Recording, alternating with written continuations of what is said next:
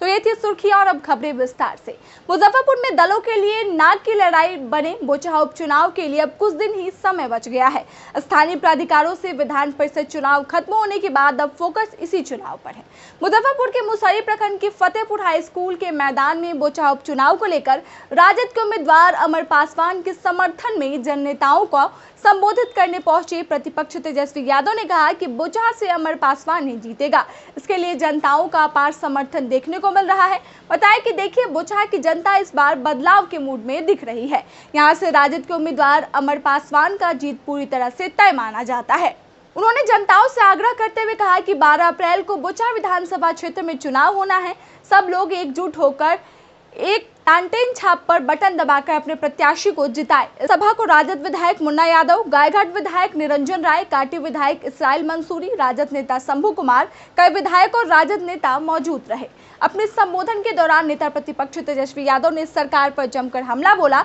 इसके साथ ही एक बार फिर से मुजफ्फरपुर की बालिका गृह कांड के बारे में चर्चा की एंड ऑर्डर पर भी सवाल उठाया। बोचहा उपचुनाव में प्रत्याशी लालू जी ने अमर पासवान जी को बनाने का काम किया है और हम आप सब लोगों से अपील करने आए हैं कि आप सब लोग एक एक वोट जो है अमर पासवान जी को दे करके लालटेन के निशान पे बटन दबा करके भारी मतों से आप लोग इनको विजयी बनाने का काम करें। अरे जिताना है कि नहीं? हम देखिए, ये दूसरी जनसभा है हमारी। पहला मुसहरी प्रखंड में था, रहुआ में, और आई भी मुसहरी है कल शायद बोचहा, ये फतेहपुर पंचायत। तो आप सब लोगों से हम यही अपील करते हैं कि ये उपचुनाव जो हो रहा है, क्योंकि स्वर्गीय मुसाफिर पासवान जी का कोरोना काल में निधन हुआ, इस वजह से उपचुनाव हो रहा है।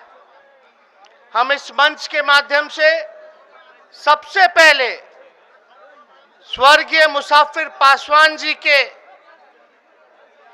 चरणों में श्रद्धा के सुमन अर्पित करते हैं, उनको नमन करते हैं, उनको याद करते हैं। पिछले चुनाव में आप सब लोगों ने मुसाफिर पासवान जी को वोट दे करके 5 साल के लिए अपना विधायक चुनने का काम किया। दुर्भाग्यपूर्णवश कि मुसाफिर पासवान जी अब हम लोगों के बीच में नहीं है। अब हम लोगों के बीच में नहीं है, तो हम लोगों का फर्ज बनता था कि मुसाफिर पासवान जी का जो अधूरा काम बचा हुआ है, वो अधूरा काम अगर कोई कर सकता था तो अमर पासवान जी कर सकते थे। इसलिए लालू जी ने अमर पासवान जी को जो है अपना प्रत्याशी बनाया, और मुझे पूरा भरोसा है कि जैसा इनका नाम है अमर, ये अपने पिता, स्वर्गीय पिता मुसाफिर पासवान जी का नाम अमर जरूर करेंगे। और मेहनती हैं, नौजवान हैं, युवा हैं। जब मुसाफिर पासवान जी की तबीयत खराब रहती थी तो सारे क्षेत्र का और उनका काम जो है अमर पासवान जी देखा करते थे। अरे क्या भाजपा वाला लोग बोलता है अनाज बंटवाते हैं, अनाज। हम बोलते हैं अनाज को लो, वो अपना पॉकेट से बांट रहे हैं, वो अपना पॉकेट से बांट रहे हैं क्या अनाज? तो अनाज कोई भी सरकार रहे या ना रहे, गरीबों को राशन मिलना ही है। लेकिन ये भाजपा वाला लोग कहता कि राशन हम ही लोग बंटवाते हैं, गलत बात है। आप बताओ, ये सारा महंगाई जो हो गया, आप बताइए अनाजवा जो मिलता है तो गैस चाहिए कि नहीं चाहिए? कड़वा तेल चाहिए कि नहीं चाहिए पका के खाने में, मसाला चाहिए कि नहीं चाहिए। ये महंगाई में दाल गायब हो गया, रोटी गायब हो गया, सिलेंडर चाहिए कि ना, तो 1000 रुपया के पार बा। कड़वा तेल, नींबू 400 किलो में मिल रहा है, नींबू। आप बताओ कैसे घर चलेगा रे भाई? ये तो ठग है, ये लोग ठगने का काम कर रहा। लालू जी सत्ता में थे तो आप लोगों को सामाजिक न्याय दिया, आप लोगों को बोली दी। हम आप लोगों से वादा करते हमको मौका मिलेगा तो सामाजिक न्याय लालू जी ने किया था, तेजस्वी आर्थिक न्याय करने का काम करेगा, आप लोगों को न्याय दिलाने का काम करेगा। बौचाहा का एक संदेश दे सरकार को कि आपने जो वादा किया था उसको पूरा कीजिए, नहीं तो आने वाले समय में यही बिहार की जनता और बौचाहा की जनता ने जो संदेश दिया है, सत्ता को उखाड़ के फेंकने का काम करेगी। जो काम करेगी उसको वोट देने का काम करेगी। अब आए दिन इतना अपराध बढ़ रहा है, बताइए मुख्यमंत्री जब सुरक्षित नहीं है तो बिहार का कौन व्यक्ति सुरक्षित हो सकता है? अपने घर बख्तियारपुर मुख्यमंत्री जी गए, देखिए ऐसा नहीं होना चाहिए। जनता को अगर कोई नेता पसंद नहीं है तो पीटना नहीं चाहिए, अगर चोट देना ही है तो वोट का चोट देना चाहिए। एक घटना का हम निंदा करते, लेकिन ये घटना एक सवाल खड़ा करता है। मुख्यमंत्री का जन्म बख्तियारपुर में, और बख्तियारपुर में मुख्यमंत्री जी के घर में घुस करके एक घूंसा मार दिया। तो जब बिहार के मुख्यमंत्री, और बिहार का मुख्यमंत्री पूरे बिहार में सबसे सुरक्षित होता है, करोड़ों हजारों लोग और करोड़ों रुपया उनके सुरक्षा में बहाया जाता है, फिर भी जो है मुख्यमंत्री घूसा खा लेते हैं, तो आम आवाम का सोचिए कि कौन बिहार में सुरक्षित है? कोई सुरक्षित नहीं है। दिन दहाड़े गोली चलाया जा रहा है, हत्या किया जा रहा है, अपहरण किया जा रहा है। यही मुजफ्फरपुर बालिका गृह कांड देख लीजिए, कैसे छोटी छोटी बच्चियों के साथ सत्ता के संरक्षण में लोगों ने बलात्कार करने का काम किया। कितना घिनौना काम।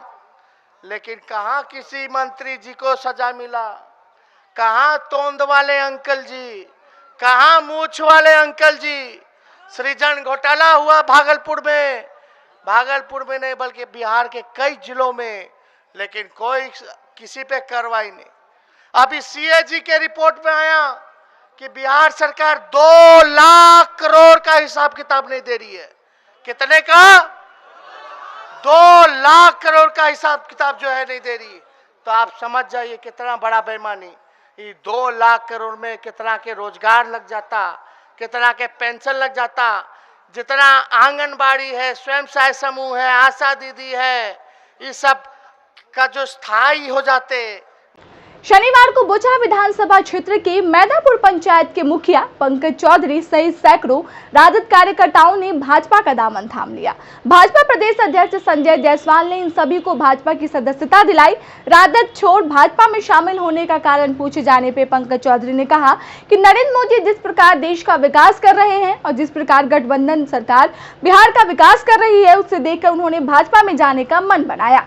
वहीं संजय जायसवाल ने कहा कि आज 3 पंचायतों में उन्होंने कई कार्यकर्ताओं को भाजपा से जोड़ा है। भाजपा के काम के दम पर ही चुनाव लड़ती है और बोचहा का चुनाव भी भाजपा भारी मतों से जीतेगी। मोदी से प्रभावित होकर मैं आरजेडी छोड़ के भाजपा ज्वाइन किया। राजीव रंजन जी, कितने लोगों के साथ शामिल हुए आप? उनसे भी कार्यकर्ता के साथ मैं आरजेडी छोड़ के बीजेपी में शामिल हुआ। बोचहा चुनाव में इनका संबंध हर एक पार्टी के नेताओं से रहता है। आने वाले समय में बुझाया कि कितना प्रभाव पड़ेगा। अभी मैं क्या बोलूं? यह मेरा तीसरा पंचायत है सुबह से, और सभी स्थानों पर एनडीए गठबंधन के लिए बहुत ही उत्साह है। खास करके जब जनता को इस बात का चर्चा मैं करता हूं कि 2014 से पहले एक पंचायत में 200 परिवार भी नहीं थे जिनको 1 रुपये या 2 रुपये किलो के हिसाब से राशन मुफ्त में मिलता था। आज सभी परिवारों को लगभग राशन न केवल मिलता है बल्कि उतना ही राशन मुफ्त में प्रधानमंत्री नरेंद्र भाई मोदी जी दे रहे हैं। सबके इलाज के लिए हम लोगों ने आयुष्मान भारत योजना लाई कि 5 लाख रुपया तक हिंदुस्तान के किसी भी अस्पताल में भर्ती होना पड़े तो 5 लाख रुपया मिल सके।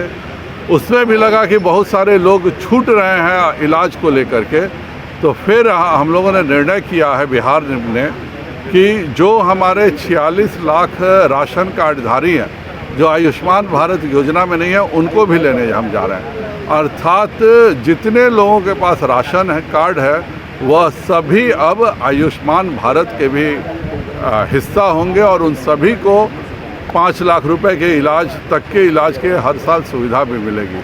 तो जो व्यक्ति घर के प्रधानमंत्री जी और माननीय मुख्यमंत्री जी दोनों के सम्मिलित प्रयास से हर घर को राशन मिल रहा है मुफ्त में, हर बच्चे की मुफ्त में पढ़ाई हो रही है, बच्चियों को 54,000 रुपया तक बिहार सरकार देती है पैदा होने से लेकर के उसके ग्रेजुएशन तक।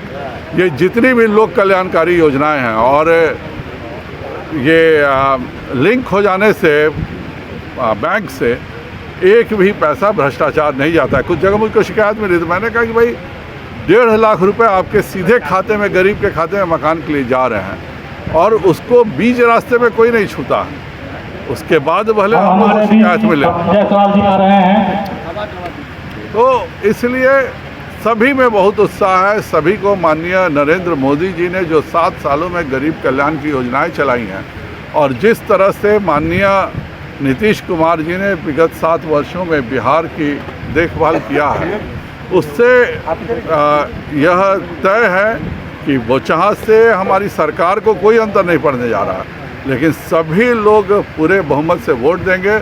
और ख़ास करके जो 2 काम इन्होंने किया था, वीआईपी के माननीय मंत्री जी ने एक जो उन्होंने व्यवस्था ख़त्म की मंत्री की और उसके बदले एक प्रबंधक बैठेगा, एक सरकारी कर्मचारी सोसाइटी में बैठेगा, जो कभी हिंदुस्तान के इतिहास में नहीं हुआ था, वह करने का कुत्सित प्रयास किया। और यह किया कि ऑनलाइन को इस तरह से कर दिया कि अगर वह दिल्ली में भी वह व्यक्ति दुकान चलाता है और उसके पास यहाँ का आवासीय प्रमाण पत्र है तो दिल्ली में दुकान चलाते हुए यहाँ के मछुआ सोसाइटी का मेंबर हो सकता है और बिना कुछ किए मछुआ सोसाइटी को उसको हिस्सेदारी देनी पड़ेगी। जैसे उनको हम लोगों ने इस गुनाह के लिए हटाया, आज यह बिल्कुल साफ है कि कोई प्रबंधक नहीं रहेगा। और दूसरा भी बात बिल्कुल साफ है कि ऑनलाइन में जो समाज मछुआ मारता है, जो लोग मछली मारने का काम करते हैं, उन्हीं को मछुआ सोसाइटी में हिस्सेदारी मिलेगी। बोचहा उपचुनाव को लेकर मुजफ्फरपुर पहुंचे बीजेपी के मंत्री गिरिराज सिंह ने नेता प्रतिपक्ष तेजस्वी यादव और राजद पर जमकर हमला बोला। उन्होंने कहा कि तेजस्वी और राजद के डीएनए सांप्रदायिक जंगल राज और आतंक का डीएनए है। आज के बच्चे अपने पिता से पूछे कि आज से 15-16 साल पहले बिहार की क्या स्थिति थी। ये महज एक उपचुनाव नहीं है। मैं हाथ जोड़कर जनता से विनती करता हूँ, वैसे लोगों को अपना मत नहीं दे जिन्होंने बिहार को बदनाम किया, जंगल राज में तब्दील कर दिया। आज जो बिहार में सड़कों का जाल बिछा है, बिजली की जो उपलब्धता है, उसे देखकर कोई भी अंदाजा लगा सकता है कि बिहार में कितना विकास हुआ है। इसके बाद उन्होंने मंत्री जनक राम द्वारा मस्जिद में लाउडस्पीकर तेज आवाज में नहीं बजाने की बात को अपना समर्थन दिया। कहा कि कानून सबके लिए एक होना चाहिए। उन्होंने बिना नाम लेते हुए कहा कि एक देश है जहां उसी समुदाय के लोग रहते हैं, पर वहां कभी भी सुबह में मस्जिद में तेज आवाज में लाउडस्पीकर बजाकर दूसरों की नींद हराम नहीं की जाती है। इसमें दूसरों को भी सीखने की जरूरत है। आज जो मुजफ्फरपुर जिले के अंतर्गत बोचहा विधानसभा का चुनाव है, ये निर्णायक चुनाव इसलिए है, सरकार अभी भी बहुमत की सरकार है एनडीए की, लेकिन इस चुनाव से ये सिद्ध होगा, एक तो बेबी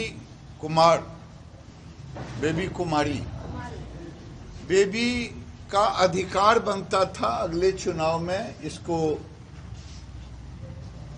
टिकट देना, लेकिन हम गठबंधन की राजनीति के कारण हम दे नहीं पाए और फिर गठबंधन भारतीय जनता पार्टी ही उस चुनाव का मुख्य रोल अदा करते हुए, लेकिन जब वो नहीं रहे तो स्वाभाविक है कि हम बेबी के अधिकार को देने के लिए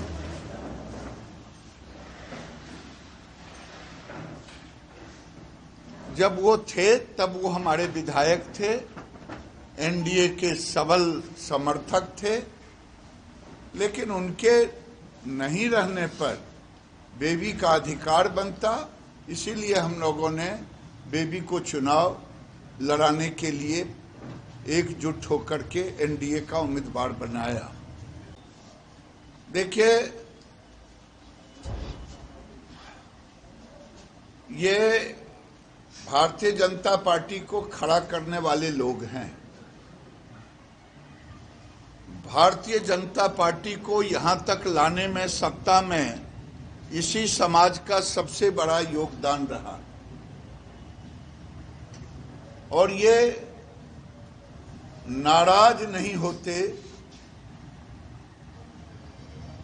ये अपनी बात मन में कुछ पीड़ा होती वो कहते, ये कभी नहीं चाहेंगे कि आरजेडी का आतंकवाद फिर से बिहार में पनपे, जो जीना दुर्लभ हो जाएगा। जो समीकरण आरजेडी ने बनाया है, ये समीकरण बिहार के लिए सबसे घातक हुआ है। पासवान मतदाता हर चुनाव में एनडीए गठबंधन के साथ मजबूती के साथ रहा है, क्योंकि उन्हें पता है कि राजद केवल उनका उपयोग केवल सत्ता प्राप्ति के लिए करता है। उक्त बातें मुजफ्फरपुर के मिठनपुरा स्थित एक होटल में आयोजित प्रेस वार्ता में एक सवाल के जवाब में केंद्रीय खाद्य एवं प्रसंस्करण मंत्री पशुपति पारस ने कहा कि यह चुनाव एनडीए भारी मतों से जीतेगी, क्योंकि बोचहा की जनता समझती है कि चौमुखी विकास और सुरक्षा केवल एनडीए के साथ ही संभव है। उन्होंने केंद्र और राज्य सरकारों द्वारा किए जा रहे अनेकों जन कल्याणकारी योजनाओं के माध्यम से सरकार के विकास पे प्रकाश डाला। इस अवसर पे पूर्व मंत्री नीतीश मिश्रा, वैशाली सांसद वीणा देवी, भाजपा जिलाध्यक्ष रंजन कुमार, जिला महामंत्री सचिन कुमार, जिला प्रवक्ता सिद्धार्थ कुमार, मीडिया प्रभारी सम्राट कुमार सहित कई भाजपा नेता मौजूद रहे। में उपचुनाव होने वाला और देश और स्टेट की राजनीति क्या है ये भी आप लोगों को पता है। पूरे देश में और पूरे बिहार में एनडीए गठबंधन की सरकार है। अभी आप देखे होइएगा 5 स्टेट का चुनाव हुआ है, उसमें भारी बहुमत से हमारी जीत हुई, हमारी एनडीए गठबंधन की जीत हुई। आज से 2-3 महीना पहले बिहार में भी चुनाव हुआ था, उपचुनाव दशहरा स्थान और तारापुर, वहाँ भी हम अच्छे मतों से हमारे उम्मीदवार की जीत हुई थी। और अभी जो विधान परिषद का चुनाव हुआ है उसमें भी बहुमत में हम लोग जीत के आए हैं। बोचहा में उपचुनाव है और हमारे एनडीए गठबंधन के उम्मीदवार श्रीमती देवी कुमारी जी हैं, जो पहले भी यहाँ से विधायिका रह चुकी है। चुनाव के पहले भी यहाँ से विधायिका थी और उनका कार्यकलाप बहुत ही अच्छा रहा था और अभी वो एनडीए गठबंधन की तरफ से सर्वसम्मति से उम्मीदवार हैं और हम तमाम लोगों की राय है, हम तमाम लोग आए हैं। निश्चित रूप से देखिए, आप देश और प्रदेश की राजनीति देखिए, देश और प्रदेश की राजनीति क्या है, कि किस पार्टी के द्वारा आपकी भलाई होगी, बिहार की जनता को भलाई होगी। और निश्चित रूप से मैं कहूँगा कि बिहार में पूर्व की सरकार जो थी, आप देखिए 1990 से लेकर 2004 तक की सरकार आरजेडी की सरकार थी और सभी लोगों को पता है उस 15 वर्ष में बिहार में क्या हुआ। जब भी हम लोग बीबीसी लंदन से सुनते थे कहता था चलो बिहार घोटालों के राज, तो उस समय लालू जी के राज में घोटाला ही घोटाला है। जब नीतीश जी आए तो हम उनको लगता कि 16वां वर्ष 17वां वर्ष शुरू हुआ है। तो ये बिहार में एक अच्छा प्रशासक माने जाते हैं नीतीश जी और काफ़ी विकास भी हुआ बिहार में। तो पहले रोड नहीं था, अब देखिए घर घर रोड हो गया। पटना से आप अररिया चले जाइए, किशनगंज चले जाइए, बेतिया चले जाइए, बक्सर चले जाइए, 4 घंटा से 5 घंटा में आपको आराम से पटना से ट्रेन में जा सकते हैं। इंजीनियरिंग कॉलेज खोल गया, अधिकांश जगहों में मेडिकल कॉलेज खुल रहा है। तो इस ढंग से शिक्षा का भी विकास हुआ, रोड का हुआ, बिजली उपलब्ध नहीं था, 24 घंटे में 22 घंटा बिजली उपलब्ध। तो आज हम आप लोग से और खास करके बोचहा की जनता से ये कहने आए हैं, आशीर्वाद मांगने आए हैं कि आप निश्चित रूप से एनडीए गठबंधन के उम्मीदवार जो पहले भी रह चुकी है, पीवी कुमारी यहाँ विधायिका रह चुकी है, मैं उसके समर्थन में मैं आप लोग से आग्रह करता हूँ, खासकर बोचहा की जनता से मैं आग्रह करता हूँ कि जात धर्म से ऊपर कौन व्यक्ति विकास करेगा और कौन पार्टी विकास करेगा, इसको आप अपना बहुमूल्य वोट दीजिए और देवी कुमारी इसको अपना बहुमूल्य वोट दे करके। स्मार्ट सिटी योजना के तहत शहर में चल रहे नाला निर्माण कार्य अब लोगों के लिए मुसीबत बनते जा रहा है। कोई गली मोहल्ले में गड्ढे खोदकर छोड़ दिए जाने से दुर्घटनाएं होने लगी है। बात करें सिर्फ मोती झील सड़क की तो इस रोड में खोदे गए नाले में गिरकर अब तक 1.5 दर्जन लोग अपने हाथ पैर तुड़वा चुके हैं। शनिवार को दीपक मार्केट के व्यवसायियों का आक्रोश फूट पड़ा। एक स्कूली छात्र के नाले में गिर जाने के बाद किताब दुकानदारों ने अपनी अपनी दुकानें बंद कर सड़क पर उतर गए। आगजनी कर स्मार्ट सिटी परियोजना प्राइवेट लिमिटेड के खिलाफ जमकर प्रदर्शन किया। किताब दुकानदारों का कहना है कि पिछले 2 साल से उन सभी का व्यवसाय ठप है। इस साल दुकानें खुली तो मार्केट के सामने 2 महीने से गड्ढा खोदकर छोड़ दिया गया है। गाय गिरी है कौन निकाला उसको गिरा है कौन दीपक के मारे से मिलकर निकाला गया स्मार्ट सिटी प्रोजेक्ट है स्मार्ट सिटी प्रोजेक्ट है नगर निगम है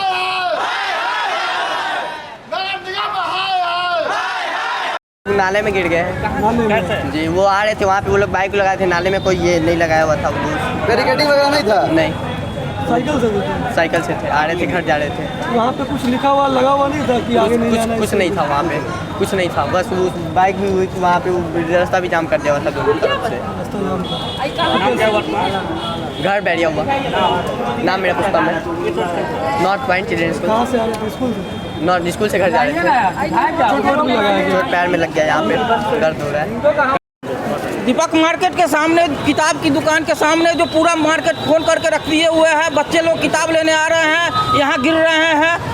इतना सवेरे से गिर गए बच्चे, बहुत घायल हो गए हैं सभी बच्चे। कितने दिनों से ये काम? ये 2 महीना से ऐसा हो रहा है।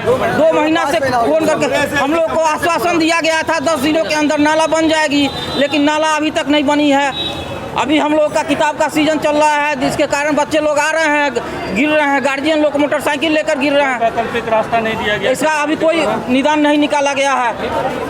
परेशानी है भैया यही कि पिछले 5 महीने से 3 दिसंबर को रात में ये नाला खना गया, और जो इसके मैनेजर थे उनसे पूछे कि भैया कब तक बना दीजिएगा, तो उन्होंने बोला कि भैया 10 दिन में आपको ये नाला कंप्लीट बना के मैं दे दूंगा।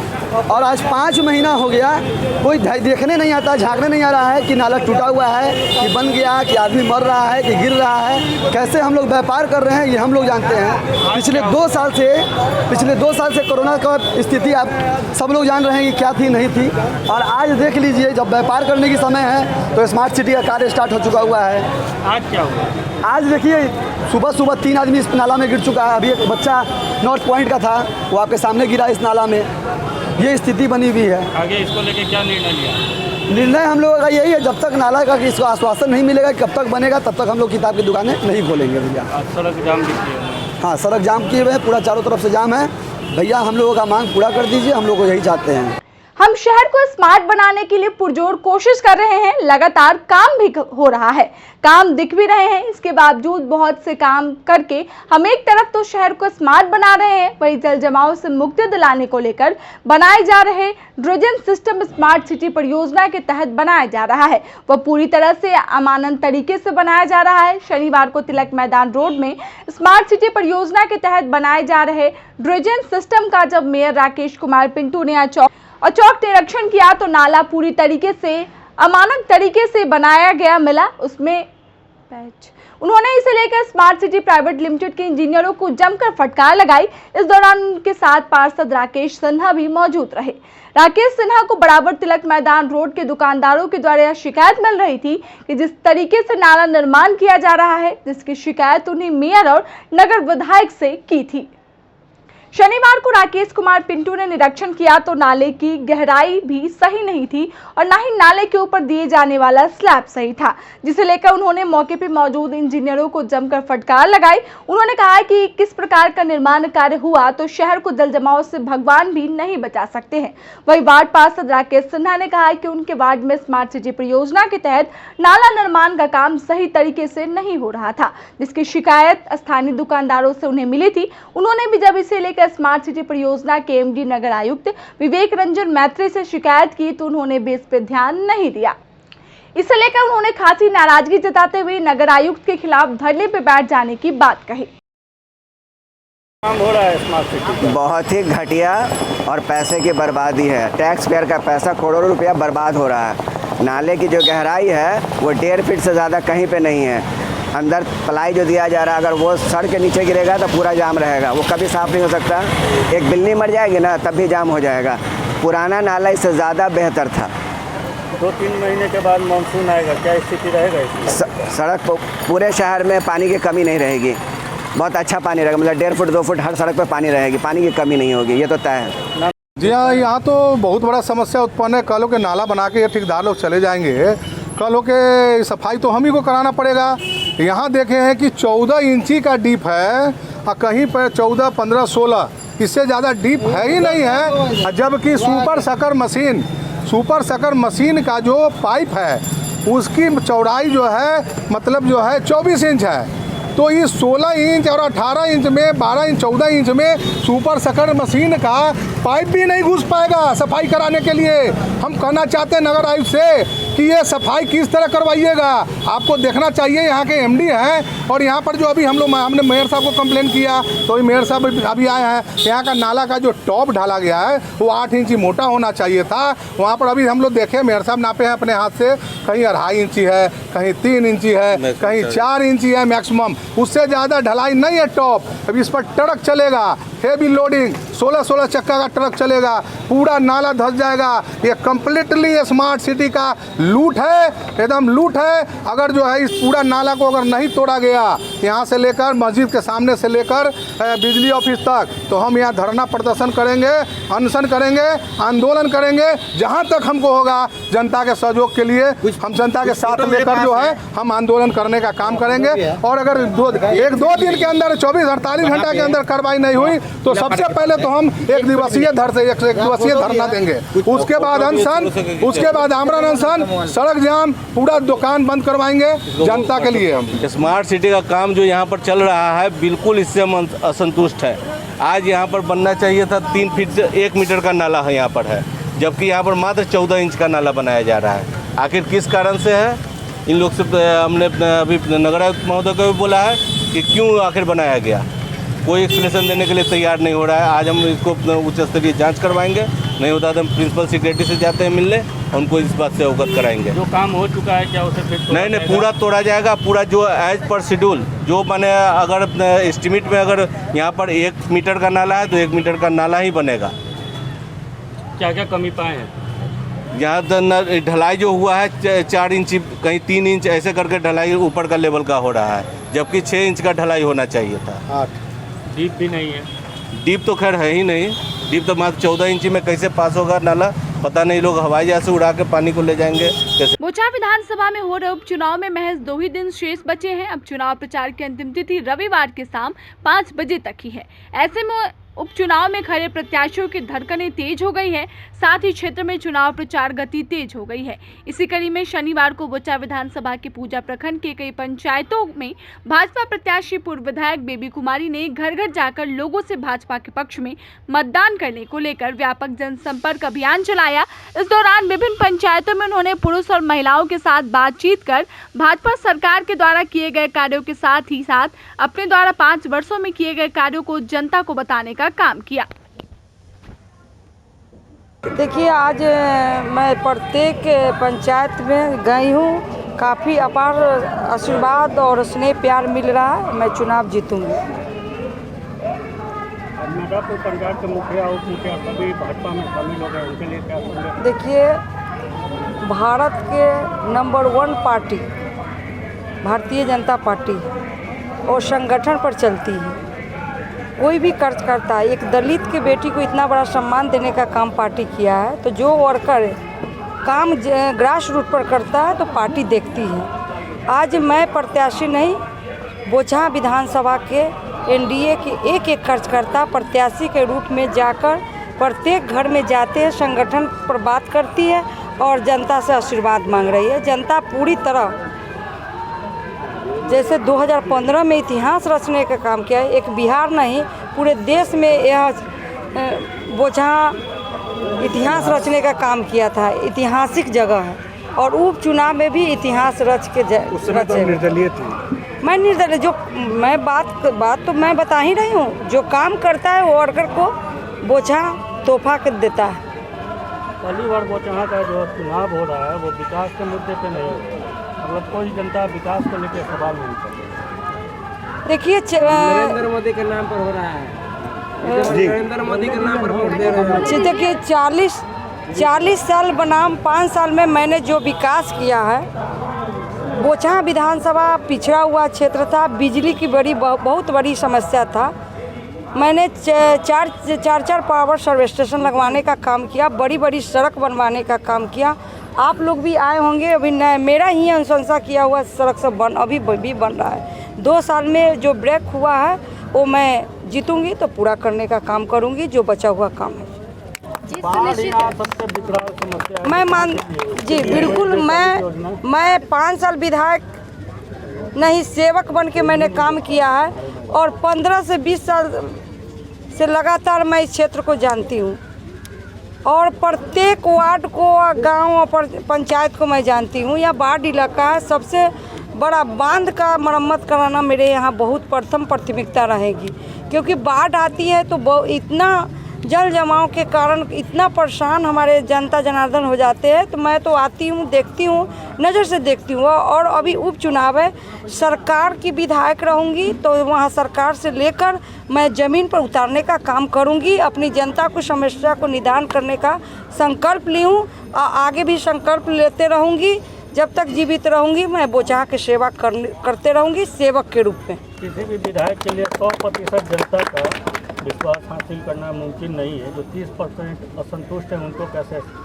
देखिए, कोई भी बच्चे अगर कमाऊ बेटा रहता है ना, तो अगर 5 काम देते हैं माता पिता तो 4 काम होता है, तो 1 काम के लिए माता पिता अपेक्षा रखता है। तो मैं जनप्रतिनिधि और प्रतिनिधित्व करने का बोचहा के महान जनता ने दिया है तो स्वाभाविक है, और हमारे माता पिता है तो हमसे अपेक्षा, जो बेटा काम करता है उसी से अपेक्षा भी माता पिता रखता है। तो क्षेत्र की जनता स्वाभाविक है, मैं काम किया है तभी खोज कर रहे हैं, उसको भी पूरा करेंगे। शनिवार को राष्ट्रीय कानून कल्याण महासभा की ओर से रामबाग चौक स्थित कार्यालय में एक बैठक आयोजित किया गया, जिसमें महासभा के सदस्यों ने सर्वसम्मति से निर्णय लिया कि बोचहा उपचुनाव के राजद प्रत्याशी अमर पासवान का समर्थन करेगी। महासभा के राष्ट्रीय अध्यक्ष महेश प्रसाद गुप्ता ने कहा कि वैश्य समाज को सबसे ज्यादा ठगने का काम किया है बीजेपी, इसलिए हम लोग राजद को उपचुनाव में समर्थन देंगे। क्या कुछ के लिए प्रेस कॉन्फ्रेंस रखे हैं? प्रेस मीडिया वालों को आप लोगों को बुलाए हैं इसीलिए कि अभी बोचहा में चुनाव हो रहा है और चुनाव में बाहर से मंत्री लोग आ रहे हैं, जातीय सम्मेलन कर रहे हैं और जनता के बगलाने का काम कर रहे हैं। आज से पहले 2 साल से कोरोना काल में लोग मर रहा है, लेकिन कोई भी व्यक्ति देखने नहीं आया और पूरा केंद्र टीम और पूरे बिहार के मंत्री और विधायक बोचहा में पहुँचे हुए हैं। 2 साल पहले तो कोई नज़र नहीं आई कि बोचहा के लोग कैसे मर रहा है, कैसे जी रहा है, कैसे खा रहा है। आज जातीय सम्मेलन करते हैं। हमारे समाज के भी कुछ मंत्री हैं, वैश्य समाज के, कानून समाज के, वो सम्मेलन बुलाए हैं। ये भूल गए कि कानून समाज, वैश्य समाज बोचहा में युवा नेता राजद प्रत्याशी अमर कुमार पासवान के साथ सब लोग जुड़ गया है। लाखों मतदान वोट से जीतेगा वो, और वैश्य समाज उनको नकार दिया है। उनके बैठक में कुछ भी लोग नहीं है। ये झूठ मूठ के बाहर से बुलाकर और कह रहे हैं कि हम जातिगत संगठन बना कर रहे हैं। कोई कानून समाज के लोग, वैश्य समाज के लोग उनके सम्मेलन में नहीं हैं, 50 आदमी भी नहीं हैं उनके, हाँ सब रिजेक्ट कर दिया है। हम लोग पूरा वैश्य समाज राजद प्रत्याशी अमर कुमार पासवान के साथ हैं। युवा लड़का है, वो जहाँ में जन्म लिया, वो जहाँ के लाल है, वो जहाँ के लोगों के गोदी में खेला है, वो जहाँ के में जवान हुआ है, हर बच्चों नौजवानों का दिल का धड़कन है, बूढ़ों का प्यारा लाल है। इसलिए हम लोग सारे लोग इस बार अमर कुमार पासवान को हम लोग इतना मत देके जिता कर भेजेंगे जो एक इतिहास रचेगा कि पूरे बिहार से जितने मंत्री आए हैं, पूरे केंद्र से जितने मंत्री आए हैं, कल होके बोचहा में आने का नाम नहीं लेंगे।